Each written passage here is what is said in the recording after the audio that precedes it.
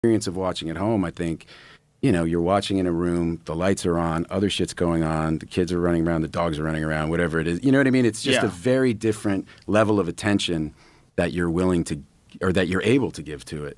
And that has a big effect. And it also ends up having an effect, or is starting to have an effect on how you make movies. Like, for instance, Netflix, you know, the standard way to make an action movie that we learned was, you know, you usually have like 3 set pieces, one in the first act, one in the second, and one in the third. And, you know, they kind of ramp up, and the big one with all the explosions, and you spend most of your money on that one in the third act. That's your kind of finale.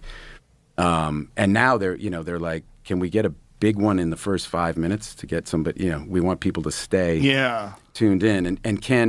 And you know, it wouldn't be terrible if you reiterated the plot 3 or 4 times in the dialogue, because people are on their phones while they're watching, you know what I mean? Oh, no. And so then it's going to really start to infringe on how we're telling the but story. then you look at Adolescence, it didn't do any of that. It didn't do shit. any of that. And it's fucking great. You know what I mean? Yeah. So I think it's dark, too. It's tragic and intense. It's like guy who finds out these kids accused of murder, and it's like, you know, and there's long shots in the back of their head. They get in the car, nobody says anything.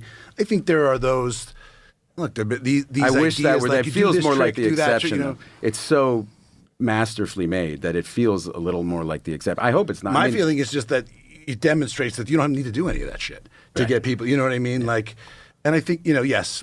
You know, like, look, hey, the town had the action thing in the beginning, the first 5 minutes, because you know what I mean. Like, it's a common trick that you would go like, let me grab them and get them invested in them. It's like the movies that start with the hero hanging from the cliff, and now we're going to flash back to the beginning and tell you how they got there. You know, I always feel like you know, complaining about it makes me feel like one of these guys was like, when I was a boy, like, you always want to freeze the culture at the time when you, I don't know, felt more like, you know, we didn't used to have these phones. The fuck are all these phones? And everybody's looking at their phone. I get it. Yes, it's true.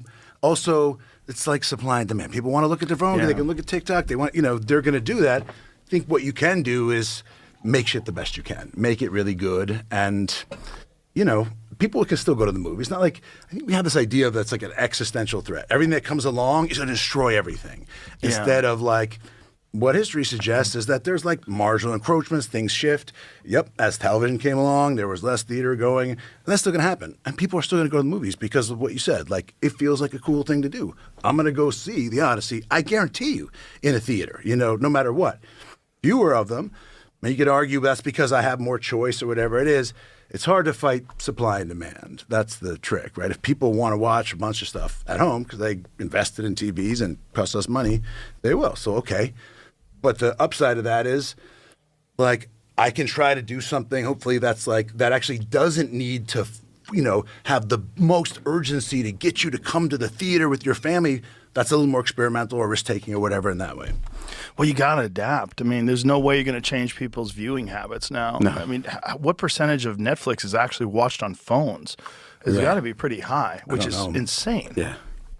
Even watching on a laptop, for me, is kind of like, kind of sucks, you know? It sucks. Yeah, that's a joke that I like to make with every director I work with. Like, when they're really puzzling over a shot or really grinding out something, I go, you know, it's not going to look as good on the phone. When just everyone gets angry. It takes the wind out of their fucking sails, you know? No, that's going to look great this fucking big. But keep fucking around and lighting that. We'll also, you know. It is weird, though, the concern for the algorithm, like making sure that people watch. Like, look, we've got data that shows within the first 5 minutes, when this happens, they tune out. So it's not like my buddy Tony Hinchcliffe, you know, he's got Kill Tony, and now it's on Netflix, and so they're giving him notes now, and they can give him, like, but they're not telling him what to do, but they're saying, like, this is when people are tuning out. And so let's, you know, just so you have that data, now decide how you want to edit things. It's like, slippery slope. It moved towards more IP, and because it was hard to get people to come to the movies. Everyone got scared and thought, well, has to be a sequel or a superhero movie. And so an interesting little movie, kind of in the 90s when we kind of came onto the scene. You know, there were a lot of really good independent movies that were being made. There was, you know, it was a really great time to be making movies. People were making daring movies, and then everyone just got way more conservative because it's huge. Like, the business is so different theatrically and streaming, because to put out a movie theatrically, you have to put so much more money behind it. to publicize. Like you're trying to get You're everybody basically spending about what the budget was to make it to advertise it. because And you get got 50% of the theatrical. Yeah, because you tickets. split it with the movie house, right? The exhibitor. So $25 million movie to break even, you got to make $100 million. And you got to get everybody to not only know about the movie, but to show up like that Friday night, like that specific time, for that specific movie, and to cut through all the noise that people are contending with, and So then it just becomes about risk, and nobody wants to take the risk, so they don't want to make something new because it's such an investment, and we're going to lose our fucking money. And the streamers have stepped into that, and no, you didn't have to necessarily have a star. You could try something more interesting, or it didn't have to be a superhero movie, whatever it was. And also, I think it's frankly, like people my age, it's first of all, it's expensive, right? You take your whole family, it's $100. You're on a streaming service, $20 a month. You can watch all you want, so you can't be cavalier about you're just going to price it however the fuck you want and expect everyone to be indifferent to that.